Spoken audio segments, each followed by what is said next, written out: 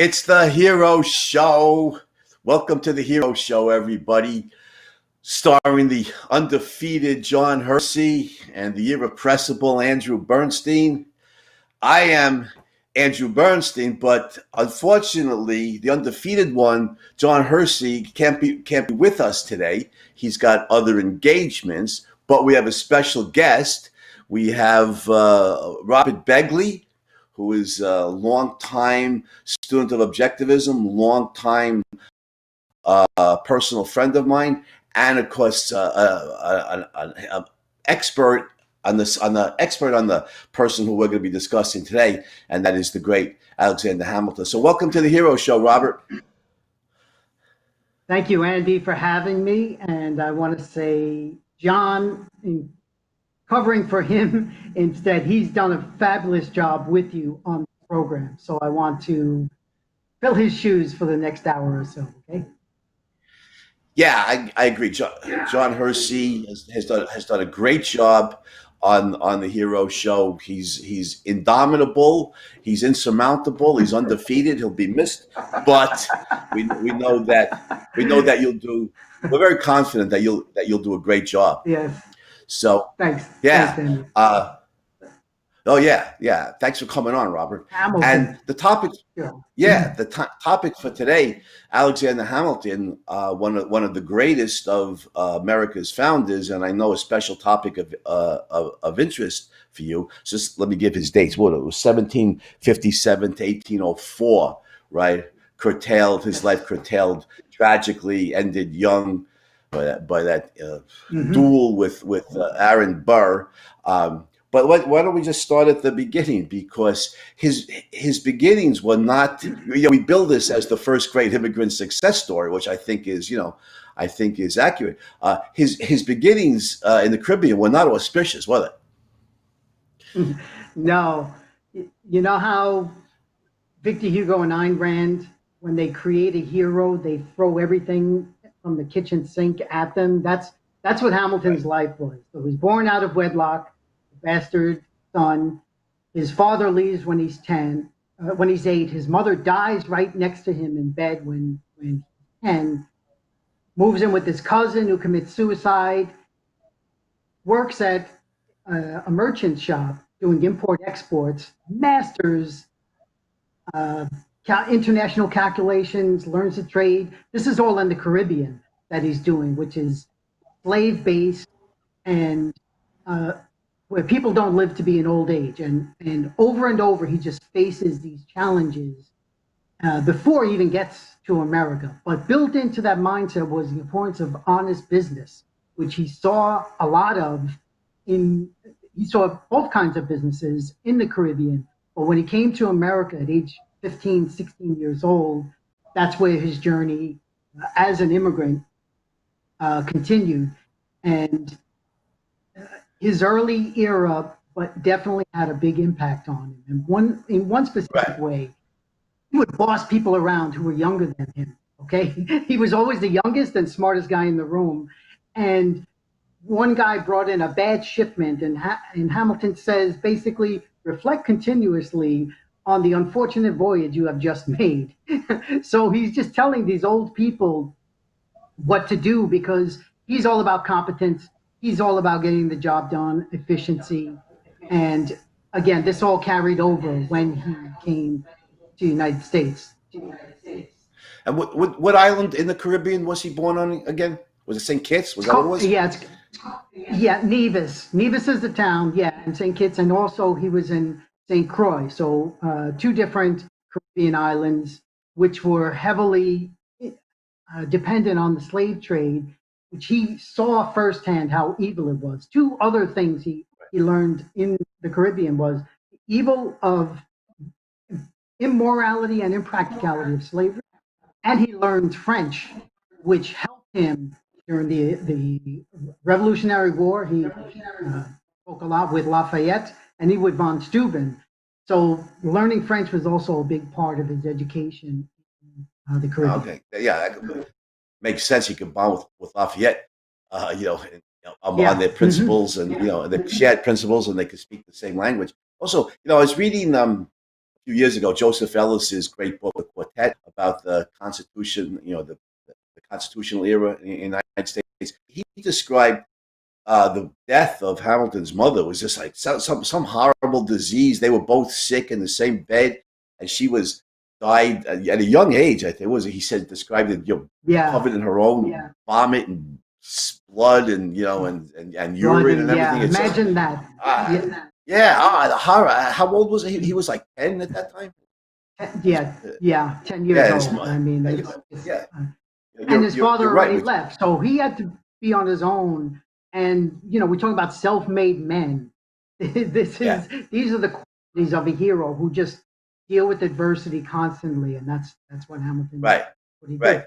And what you said. 30 books that he, Plutarch's Lives, and so he was a hero worshiper, which you and I are from early age, and he wanted to that level, which he would do later. Right. And I should point out to the audience that Robert Begley founder of the New York Hero Society, so he knows something about heroes and heroism. The New York Hero Society did a lot of good activities for years. But what did I want to say? Go back. Oh yeah, what you referenced at the outset, what Ayn Rand says in her fiction writing course, make it as difficult as you can for your hero. And you're right. Yeah. Nobody authored this, but reality made it as hard for Hamilton as you could ever conceive. Now he comes to the North American colonies. How old was he? 15, 16? I know he was very, very young. Mm-hmm. In Boston, goes down to New York, enrolls at King's College, right, which eventually becomes Columbia. And as I understand it, he renamed. He and John Gay renamed it to Columbia right? from King. Yeah.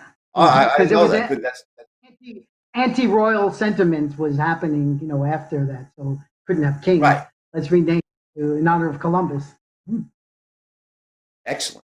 So, and we just celebrated Columbus Day. Now he became a patriot early on, didn't he? Hamilton became a supporter of American independence from Britain, like right away, didn't he? Right away, he wrote pamphlets about it. The farmer refuted a full vindication.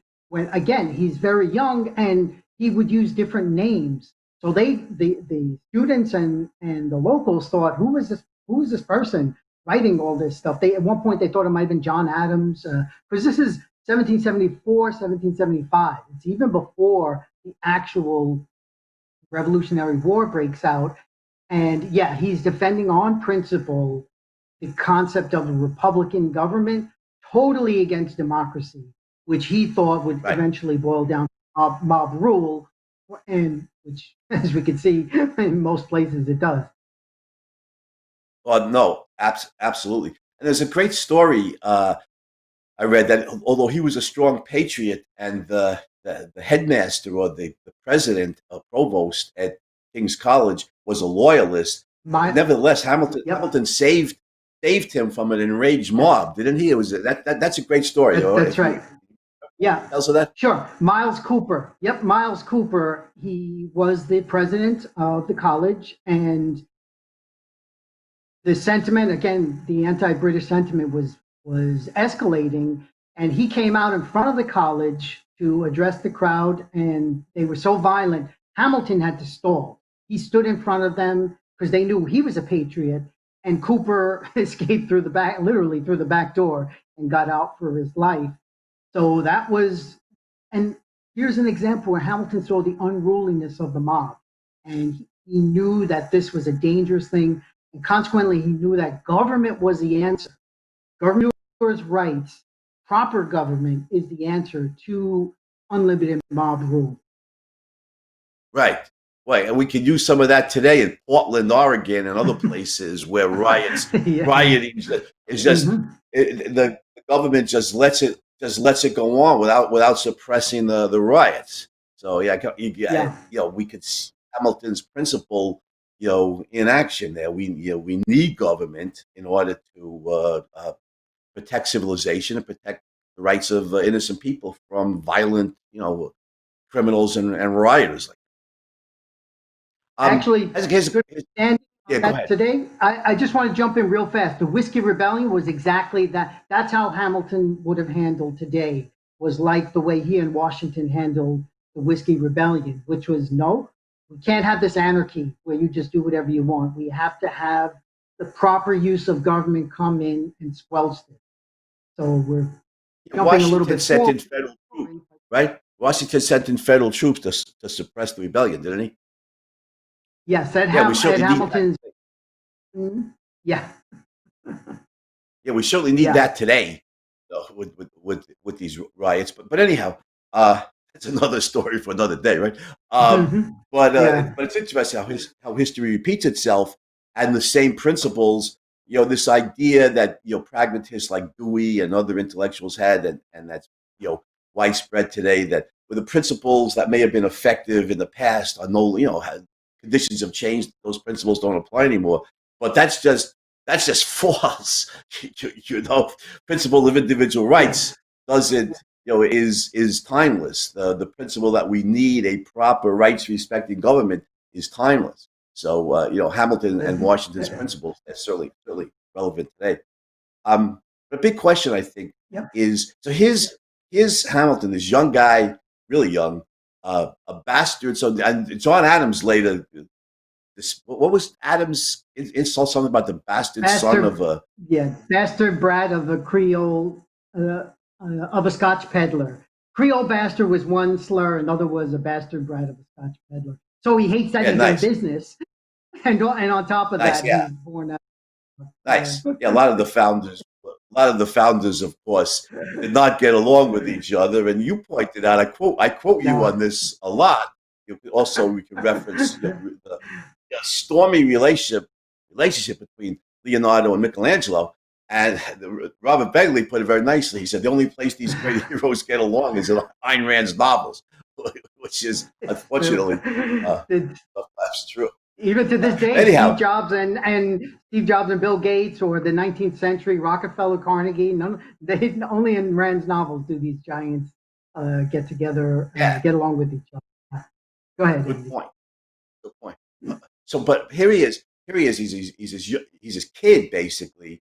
A immigrant, a bastard. All of these negatives. How does he become aide de camp to General Washington? During the Revolutionary War. Yeah, that was a pivotal moment in his life, and I would say it's the first and only time he met somebody greater than him, which is George Washington, who you and I totally glorify properly. How he did it was bravery.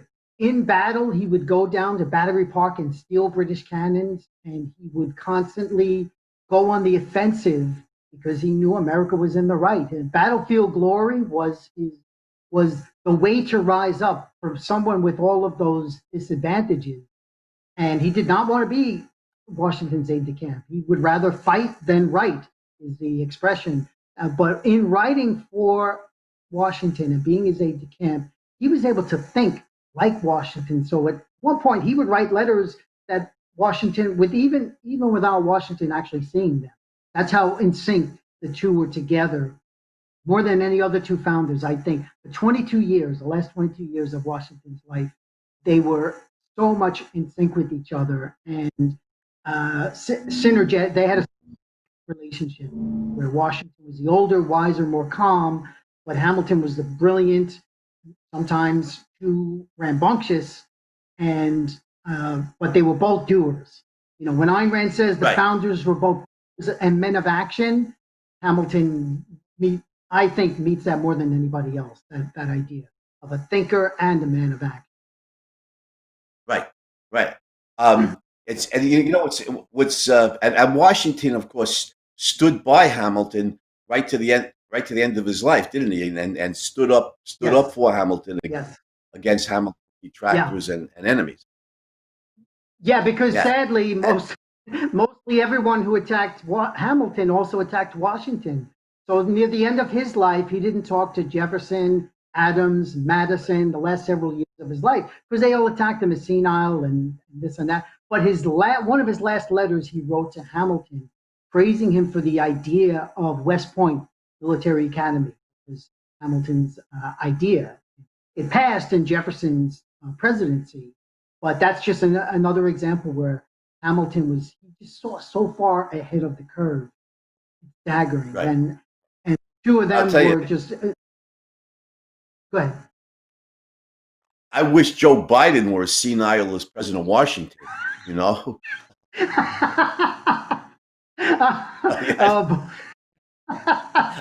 but I don't think I'm going to get my. Not quite. But you know what? You know what strikes me when I about the one thing of many about the founders, Robert, is when I read what they wrote, including George Washington, who was a military man, basically. The writing is so good, you could really see that. Granted, these were super smart guys, but I don't think the writing today from famous writers matches these Enlightenment, these 18th century guys, and it really shows us something how the educational system was much better back then than it is today. Yes. And yes, and we'll get to the Federalist. Self-taught. Yeah. Mm-hmm. Right. Mm-hmm. Right. Yeah. Washington certainly just that. Go ahead. Right, and just staying on Washington for a second here. I think Richard Brookhiser has it perfectly. Washington was the CEO of two startups, the American military and then also the New Nation. And his leadership is just, in my opinion, by far the greatest leader in world history. And he was not schooled via college, and that's one of the reasons John Adams didn't like him. Washington didn't like him, but he learned his lessons on the battlefield of life. And again, Hamilton did the heavy lifting intellectually, where he would write these long examples of why we should do this, why we should do that. And then Washington would be convinced by those reasons. So he wouldn't just do it. He wouldn't act out of whim. He was well thought out in his decisions. Right. And speaking of Hamilton's genius, correct me if I'm wrong. Wasn't he able to study finance in the midst of war? This financial wizard, in the midst of war, and all of the work he does as Washington's aide de camp and eventually battlefield hero at Yorktown, which we'll get to. But wasn't it during all of this that he studied finance and became a master of it? Yep. Actually, he lugged around these heavy books on finance and economics during the war, and that was one way that he learned. Another was his correspondence with Robert Morris, who was the financier of the Revolutionary War. The two of them were perfectly in sync as well. And Morris is another hero you guys should cover in a future episode, because he is not as widely. I've written about him in the Objective Standard, and give a little TOS plug here. I have 5 pieces on Hamilton in TOS, and actually, I think the best. Let me jump in here. Let me jump in here for a second and recommend Robert's pieces in the Objective Standard on Alexander Hamilton. Very good, because you want to hold up that issue again. Richard Salzman's lengthy. Why don't you hold it up again? Richard Salzman's lengthy essay. What was the title of it? Robert? It's America at Her Best is Hamiltonian. Yeah, very, very strong essay, very powerful essay by an objectivist economist, Richard Salzman, who knows something about finance, and Hamilton's financial genius. Excellent in the Objective Standard. So talking about, that part of Hamilton's life really illustrates Ayn Rand's point about the founders being both men of action and men of intellect, because you can imagine how, I don't know, when he's the timeline and everything, but you can imagine him, he achieves battlefield glory at Yorktown, and then maybe later that night, I got to get back to my finance textbooks, or the next day or something. He's doing both. Waging it's war amazing. And studying finance. It is amazing.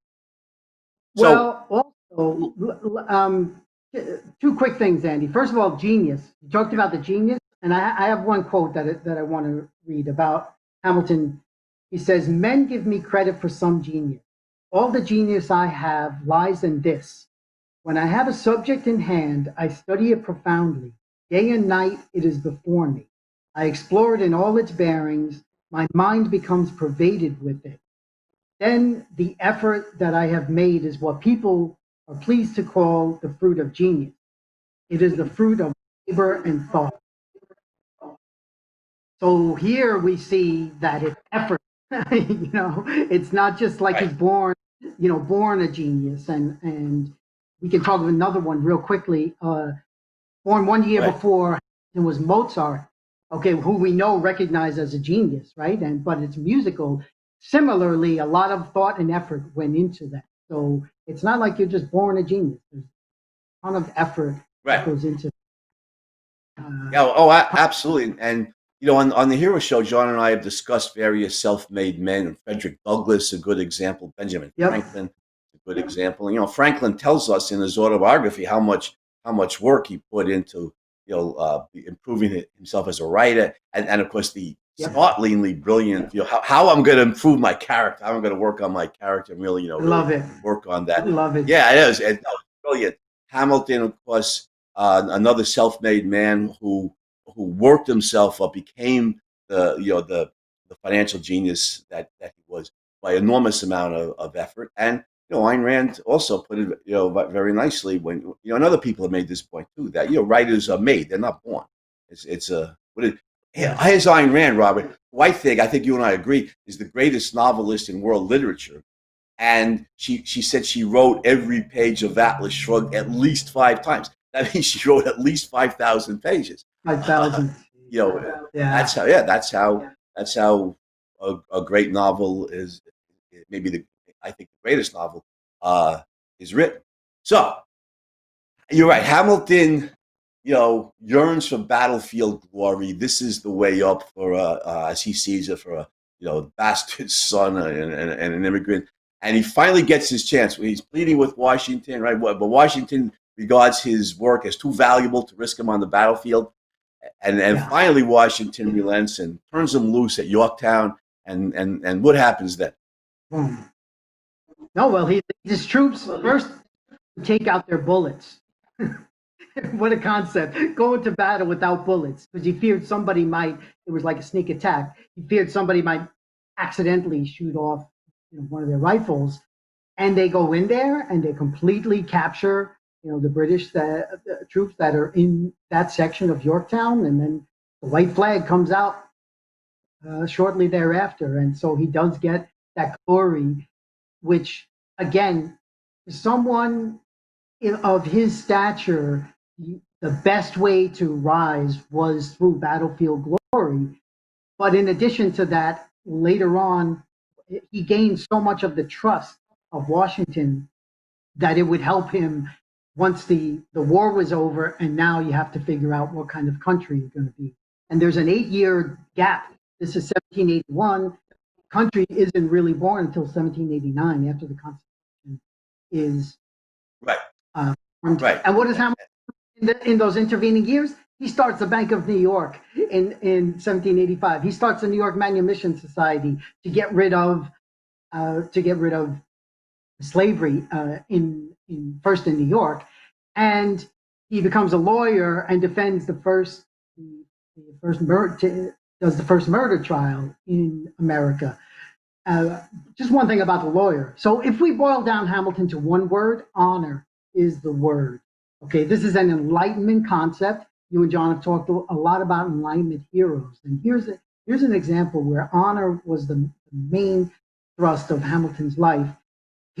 One of his early law cases, he defended a woman who he found out was guilty, but he got her off, and then he changed his mode after that. He was like, no, I'm only protecting the innocent from now on.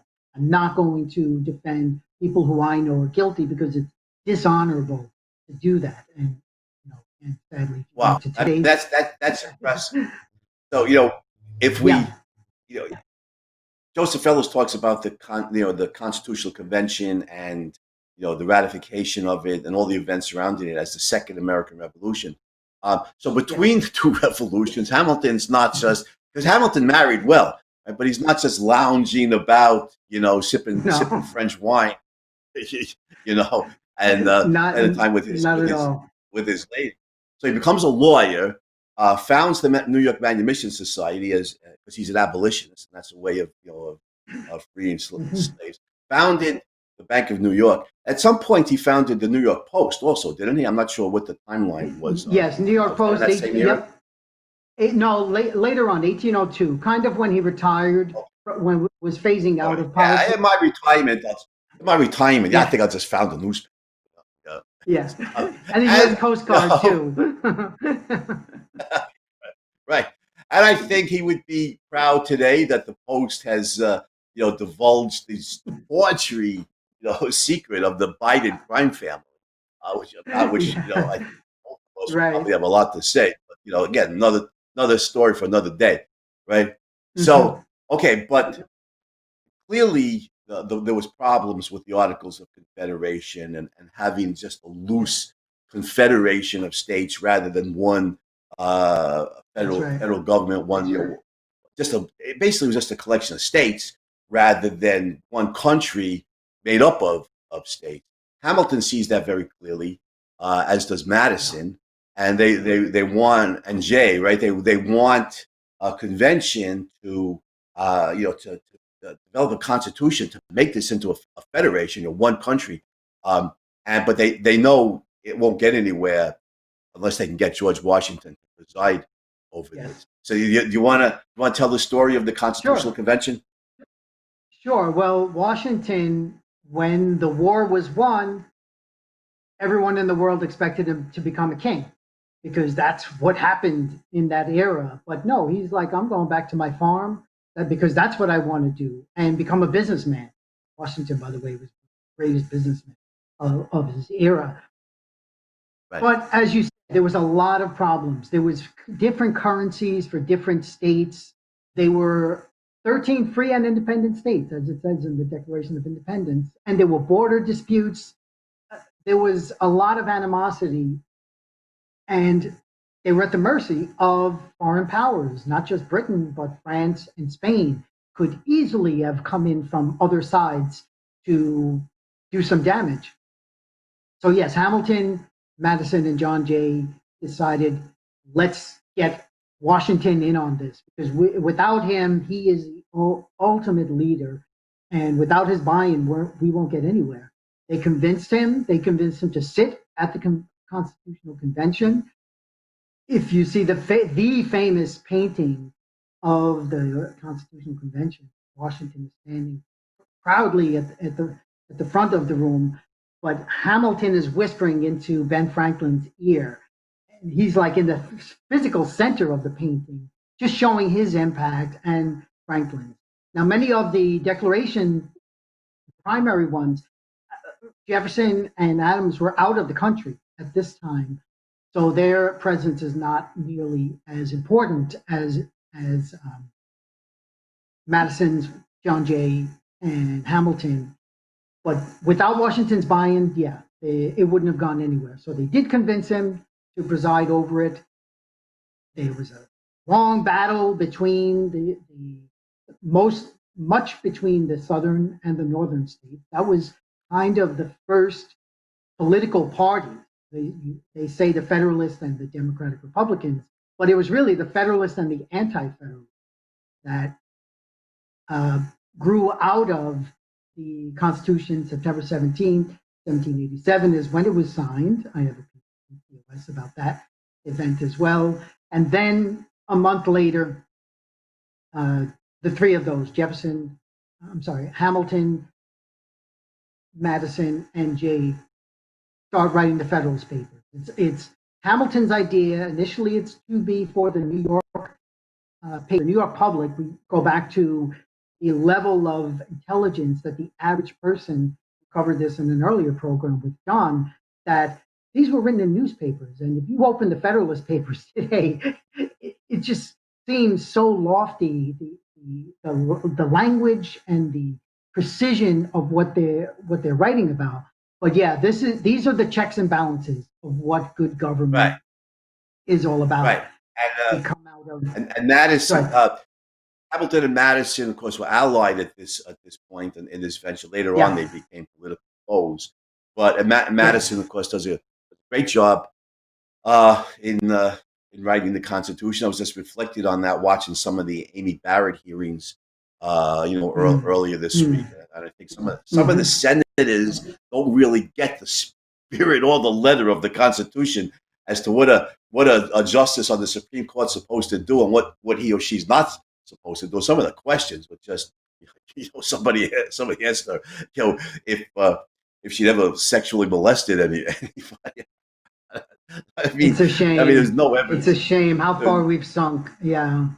yeah, no, I know it really is. But anyhow, so Madison does a outstanding job in as the main author of the U.S. Constitution, and then of course as the primary author, Yes. maybe the exclusive author of the Bill of Rights. But yeah, it's facing we since they don't teach American history anymore. My college students have no idea about the ratification debate, how tense it was, how close it was, how close we Yeah. were to this brilliant document in political history being rejected. And so the ratification debate was intense and heated. And Hamilton, of course, was, like you said, he was the guiding spirit behind the Federalist Papers. I think he wrote by far. I think he write 50 of them, and 51. Madison wrote Yeah. 50. roughly Yes. 30, Yeah. and some of 51, them written 50, 85. Mm. and some of them written quickly and brilliantly. And yeah, the Federalist many of those essays are brilliant application of political theory. I suppose we call that today political science. They're brilliant essays, uh, written as newspaper articles. I mean, it's a newspaper editorials for the common man. It's unbelievable today. I mean, you have people who have bachelor's degrees from top universities who would struggle to understand the Federalist.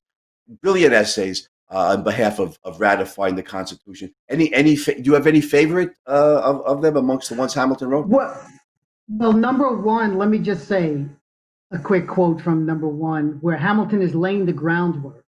He says, "It seems to have been reserved to the people of this country by their conduct and example to decide the important question whether societies of men are really capable or not of establishing good government from reflection and choice, or whether they are forever destined to depend for their political constitutions on accident and force." So he's saying this is brand new. This is something that's never been done. It's been force, has been the way countries were established in the past. And this one will be by reflection and choice. This is, again, the age of reason and enlightenment. This is the only period America could have been born. It could not be born today where there's so much anti reason and enlightenment that's going on. And Hamilton, in number one, he's setting the groundwork that this is our job here now is to persuade people who are not sure, the everyday working people and the states, so that they can ratify this important document. So to me, this is the most important aspect of it because, again, then he goes on and Madison goes on in number 10 of what different aspects of government. Separation of powers is a big part of what the government, and even going back to Ayn Rand, Constitution is a limitation not on humans, not on the public, but on the government. And how are they? Where does the line is it drawn? And so and it succeeded.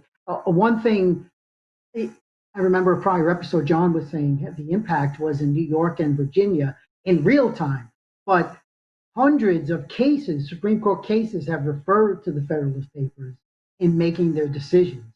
So this is, if you want political philosophy at its highest, this is read the Federalist Papers. I have one version here that's like really old hardcover, and it is just spectacular. And at the time, they Right. didn't say, they used different names because they wanted the ideas to stand up. First of all, a lot of people didn't like Hamilton because, again, he was abrasive and he knew more than most people. He let you know that he knew more than you. And in this sense, he was like, no, let's use anonymous names so that the ideas are what matter, not the person. So it won't be ad hominem attacks, and instead it would be going by the ideas. Right, right. And Washington, of course, was fulsome. Washington was so practical Praise. minded. Was Yes, lavish in praise of the Federalist, and said, even amidst all the storms and controversies of our day, these essays will survive to posterity, and I don't remember that's his right. exact wording, but posterity will Yeah. judge them. Be a very, very brilliant essays. Of course, Washington's judgment there has been vindicated. Yes. Um, Yes. okay, Absolutely. so Washington, of course, the most likely the Constitution, even with the promise that Madison makes to add a Bill of Rights to satisfy people today we might call libertarians, that we're gonna further restrict the power of the government, even with Madison's promise to do that, which he carries through on brilliantly. Uh, I don't think the Constitution would have been ratified without the tacit understanding that George Washington would serve as the first president, because people trusted his Yes. character. They were afraid of a federal government, of a strong federal government. We just, as to Patrick Henry's attitude, of course, was we just fought this war against a Yeah. centralized government, at a distance. If the government is in New York, centralized government, and how could they know what are the needs of farmers in Georgia or places along this far-flung continent? And but having George Washington as the first president assuaged a lot of fears, because he was considered, even amongst his enemies, the most trustworthy person. So Washington, of course, one of the American historians, Robert, I think it Gary Wills, called Washington a virtuoso of resignation because he resigned twice, right? He resigned twice Yeah. from great power. That Yeah. set the precedent Amazing. for Hmm. president. But so he chooses the brilliant Alexander Hamilton as his Secretary of the Treasury, and this, of course, has momentous impact both at that time and in the years to come. So the country was in dire financial straits. So I suppose we should talk about that first. How Sure. Hamilton helped straighten that out. So Hamilton Yeah. Hamilton is vital in remediating the country's financial difficulties, right? Yeah. So the concept of it was hardly known back then, and banks were hated, possibly more so back then than they are today, because people didn't know them. And what you don't know much about, you often fear. And here's where Hamilton's visionary idealism came to use. That he knew, first of all, you needed to establish credit, international credit. How do you do that? You pay off your debt. A lot of the states didn't want to pay their debt. They were like, no, we just wash our hands, start all over. Their currency was, there were different currencies for different states. They called it continental, which was, there was an expression, it's not worth the continental. So Hamilton came up with this idea of how to re-establish the country primarily through manufacturing, finance, industry. This was so radical. We talk about enlightenment. Enlightenment thinkers go ahead of the curve.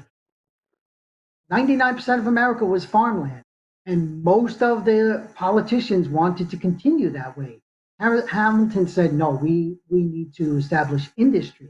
So even during the war's not even won yet, and he's in Paterson, New Jersey with Washington, and they see the Passaic waterfall. And Hamilton says, we have to harness that power and turn Paterson into the center. It's called the cradle of the American Industrial Revolution. So again, here's where his foresight was um, was so important. And again, Washington agreed. He knew the importance of industry. Canals were a main thing. He knew the importance of going farther west.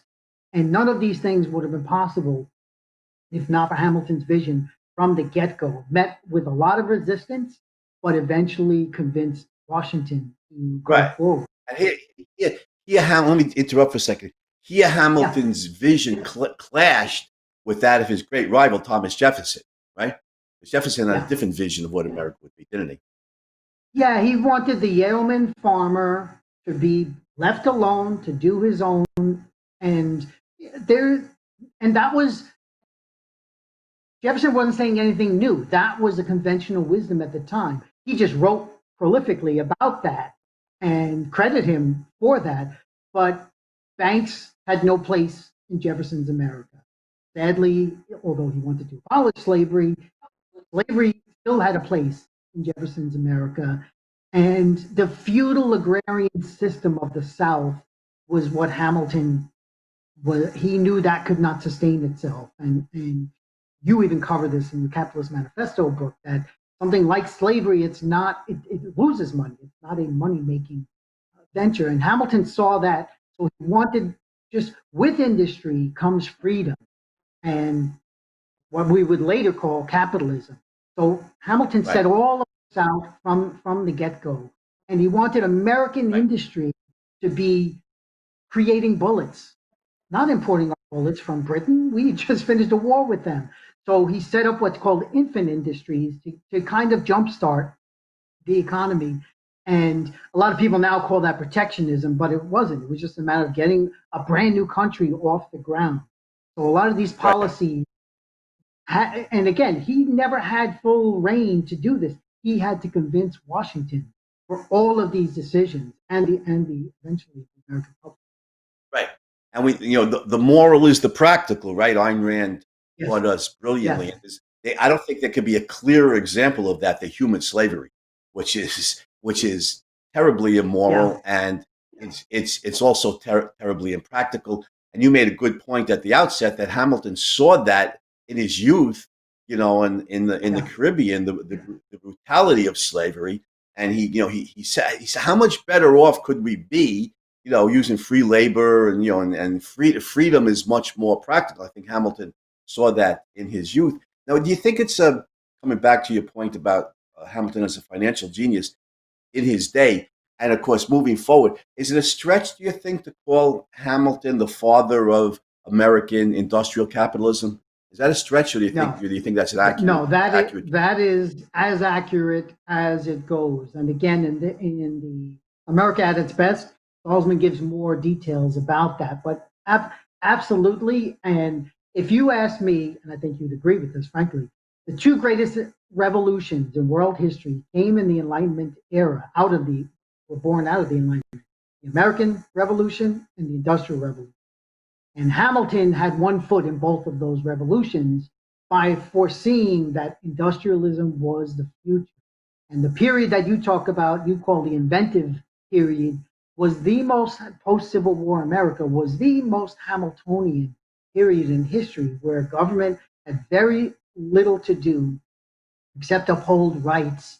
And it was industry and it was the freedom of the individual that enabled America to flourish like no other country had ever done before or since. And to me, Hamilton is if I name one person, he is the mind behind that.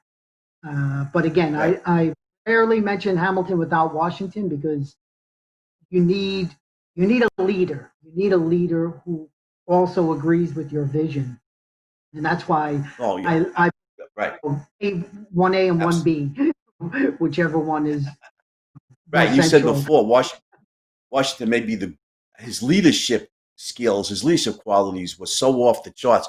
He may well be the greatest, in that way, the greatest political leader of history. I think you could certainly make that case.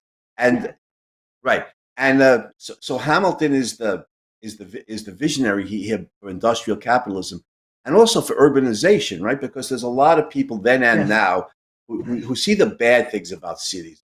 You get Tammany Hall and political corruption. You get squalid slums, and things like that. Obviously, moving ahead in history, mentioning Tammany Hall, but Hamilton saw all the greatness that could develop in cities, didn't he? The culture, the universities. Again, if we update this, the universities, the Broadway theater, the art museums, the attraction to this urban centers of great minds. I mean, I was thinking of Ayn Rand when she, came in from from Russia in 1926, and passing the Statue of Liberty, and landing Ellis Island, and then Cheers. Lower Manhattan. I was thinking, 50 or 60 years earlier, who was not an immigrant, but from the Midwest, came into New York City, was Thomas Edison. These great minds are attracted to the urban centers because that's where the money is, and that's where the opportunities are, and that's where the financial, artistic, cultural, intellectual center of countries are, whether it's London in Britain or Paris in France, New York City in the United States. And so, correct me if I'm wrong, Hamilton saw that, didn't he? I mean, Hamilton, I think, again, in contrast to Jefferson, was a supporter of urbanization, as I remember. Yes, and he is the ultimate New Yorker, frankly. And me, I think you are. You're the old Hamilton. Yeah, Second, New York. There's 4 statues of Hamilton just in Manhattan, which shows his impact. And they all have like this, him standing with the scroll, which shows mind and body, because he's taking some kind of action. But yes, first of all, New York predates. We first give the Dutch credit for making it this kind of thriving metropolis that is pro-commercial. New York, no city was built on commerce as was New York, and Hamilton just amplified that. And he gave it, right, all of those institutions that you mentioned were all pro-Hamilton. They were all part of what he loved about the city and what he promoted about New York City. And in that sense, yeah, urbanization was a big part. New York was the capital. He had some say in it becoming the first capital of the United States. And then, of course, when he wanted to get his financial plan through, he made a deal, famously or infamously, with Madison and Jefferson, saying, "Look, okay, you'll approve my financial plan if we move the capital to some swampland in Virginia." Still a swampland, we know that, right. but no longer Virginia, it's the District of Columbia. But that was Hamilton's idea. And actually, I think it was good. I think it was good for New York because, unlike London and Paris, that are both financial and government capitals of those countries, New York takes the government out. And although there's too much recently, and that's why it's no longer New York, it's because it's all government. But in its heyday, and again, New York at its best, is when it is this cultural and commercial center, and Hamilton was all about that. I think he was the most important hero in American history. I have a talk that I give on that, where his ideas are what shaped New York at its best. Mm-hmm. Right. I've often thought, just I'll go off on a slight tangent here. There's a lot of animosity between New Yorkers and Americans in other parts of the country. When I travel around the country, I notice there's a lot of people, have a certain antipathy towards New York City, and New Yorkers often think of people they're out there in the provinces. They're unlettered, semi-illiterate rubes. There's this antagonism there, and both forms of that prejudice are mistaken, because New York City, in fact, is the quintessentially American city. Only the Americans could have built this city, and only the Americans ever did. It's the business center not only of the country but of the world. That the skyline is 100% American, right? The skyscrapers were first originated in Chicago, but the American contribution to architecture reaches fullest development in New York. That's not just Wall Street as the business center, but 100 years later, where'd Rockefeller and Carnegie establish their corporate headquarters, right? I mean, in New York, exactly. New York City. So, this is the quintessential American city. This prejudice on both sides is irrational and wrong. And Hamilton's vision here of New York as a leading urban center of an industrial, capitalist, free nation is thoroughly vindicated. Yeah, Hamilton's vindicated, but Andy, in his day, his opponents wanted to rename New York to Hamiltonopolis. Okay, it's like that's what they hated, what he stood for and what New York stood for. And just to end on this note of New York, Hamilton is literally buried on Wall Street. showing that the combination right there of the power of finance and actually there was a 15-foot statue of him at the base of the first, not New York Stock Exchange, it was called the Merchant Stock Exchange, again showing his impact on Lower Manhattan, which eventually financed everything else.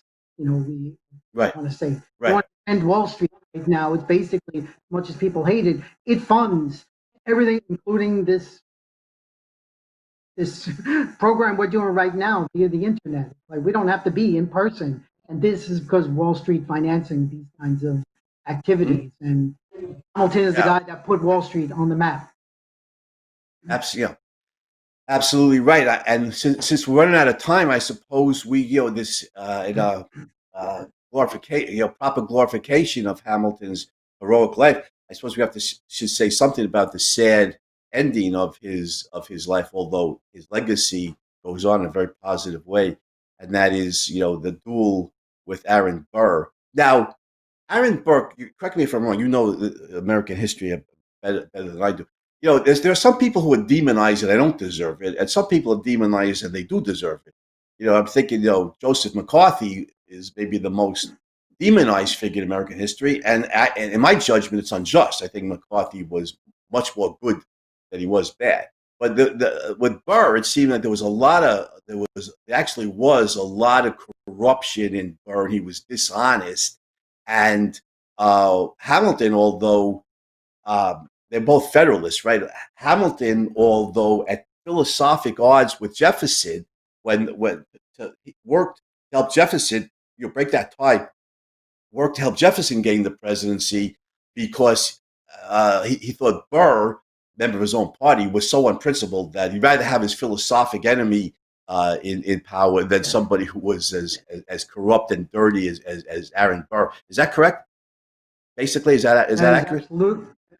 That is completely accurate. And Burr is one of the worst Americans in history, because even after he killed Hamilton, he tried to take over he tried to form his own country in the western part of America. And he screwed over virtually everyone, starting from Washington during the war. Washington didn't trust him.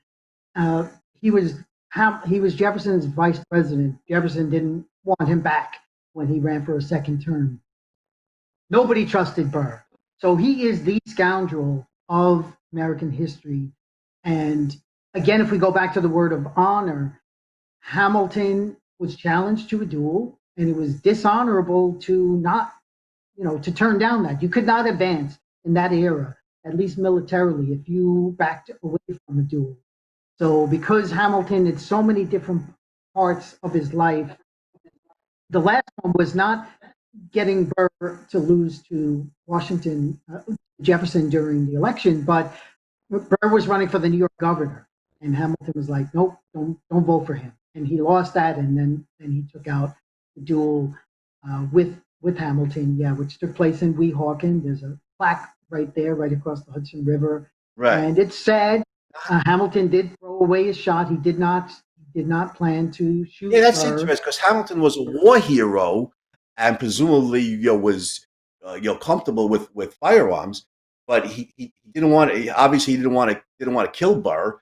Burr shot to kill Hamilton. It shows a definite humanity on Hamilton's part, that he didn't want to kill this guy, even though he was a scoundrel, and it just reinforces the scoundrel nature of Burr. So the end of Hamilton's literal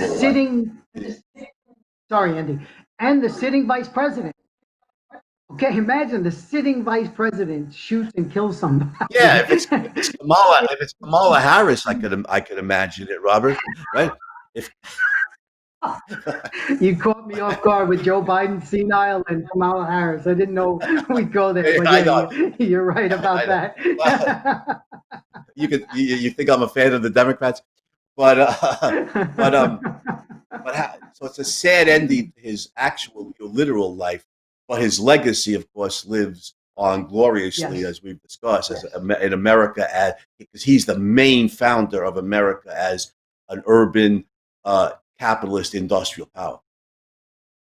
Yeah, George Will says think we praise Jefferson, but we live in Hamilton's America. And again, America at its best. I mean, right now, what we're living in is even America anymore, but at its best. And that's I think that's an accurate statement. There's no monument really to him. Actually, there is in front of the Treasury building. There is a monument to Hamilton there, but no and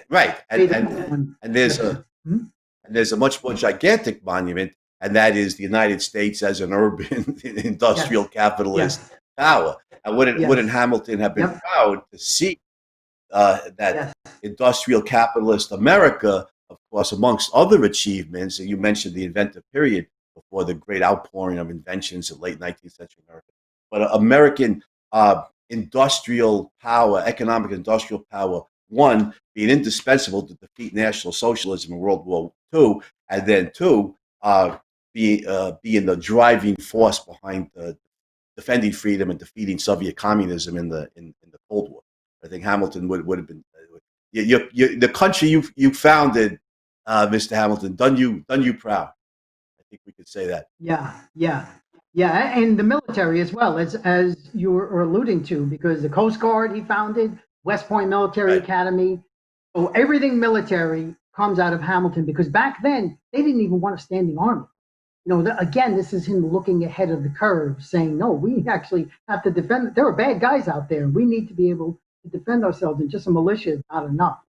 So yeah, I agree. And there are really bad guys in the 20th and 21st century, right? Nazis, communists, and jihadists. Well, I think we've done justice to a great American hero. This extraordinary story of an immigrant. We talk about coming from low origins, and becoming a powering American hero. I think we salute you, Alexander Hamilton, and thank you for coming on the show, Robert. And I want to wish you, you and all of our viewers to have a more heroic day and a more heroic life. Everybody. Celebrate heroism. Celebrate heroism. That's it. Yep, celebrate it. That was great, Robert. Thanks for coming on. Sure. Thank you, man.